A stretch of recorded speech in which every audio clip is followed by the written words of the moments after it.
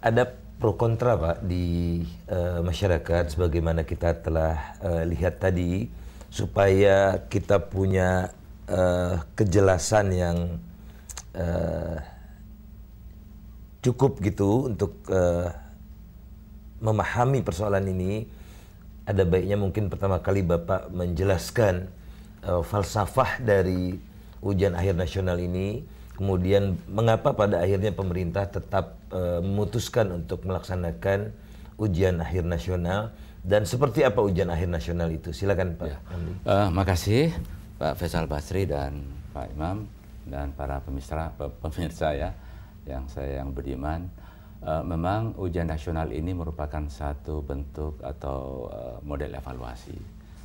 Prinsipnya bahwa setiap pembelajaran itu ya diharapkan ada evaluasi untuk bisa mengukur sejauh mana proses pembelajaran itu berhasil, atau sejauh mana peserta didik itu bisa menguasai kompetensi yang diajarkan ya di dalam proses pembelajaran itu.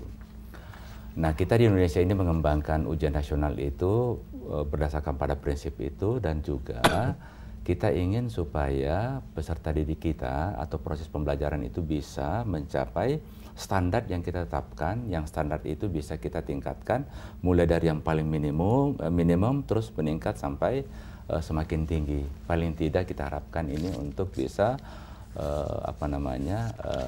kita ambil juga tolok ukur ya dengan sekolah-sekolah atau bangsa-bangsa yang lebih maju dari kita. Nah, karena itu prinsipnya UN itu kita selenggarakan berdasarkan pada standar. Nah, standar kita sekarang ini kita tetapkan adalah standar yang minimum ya, dengan pertimbangan bahwa negara kita negara yang sangat luas ya, dengan kondisi yang berbeda-beda, sehingga kita mengambil standar minimum untuk kita ujikan untuk mengukur keberhasilan proses pembelajaran di sekolah itu.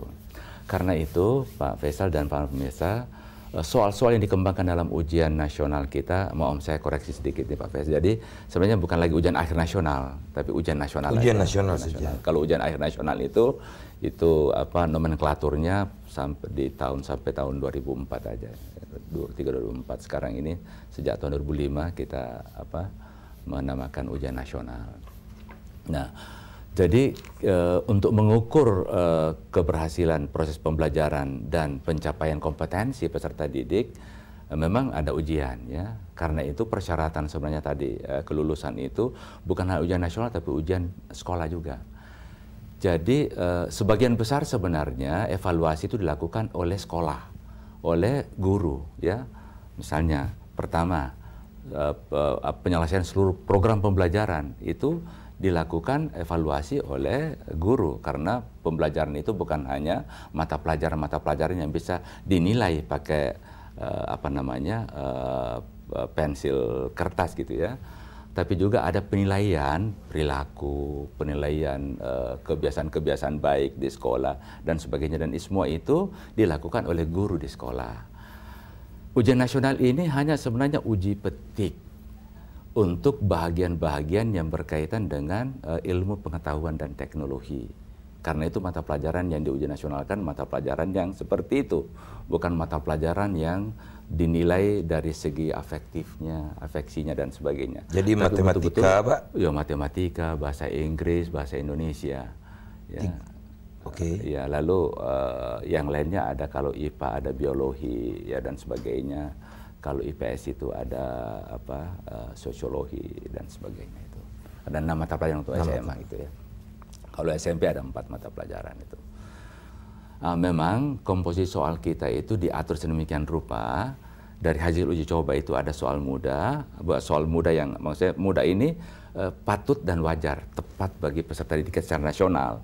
Tapi ada juga soal-soal itu yang memang standarnya tinggi. Karena ujian nasional di samping untuk mengukur yang rendah-rendah, tapi juga mengukur yang tinggi. Ya, sehingga ya kita juga bisa membedakan antara sekolah yang maju di Jakarta dan sekolah yang maju di Bandung, di Surabaya dan sebagainya itu. Untuk pemetaan gitu, untuk pemetaan. Nah, sehingga kita optimis sebenarnya dengan pelaksanaan ujian nasional ini sebenarnya tidak menimbulkan traumatis bagi peserta didik. Karena asumsinya bahwa kalau peserta didik itu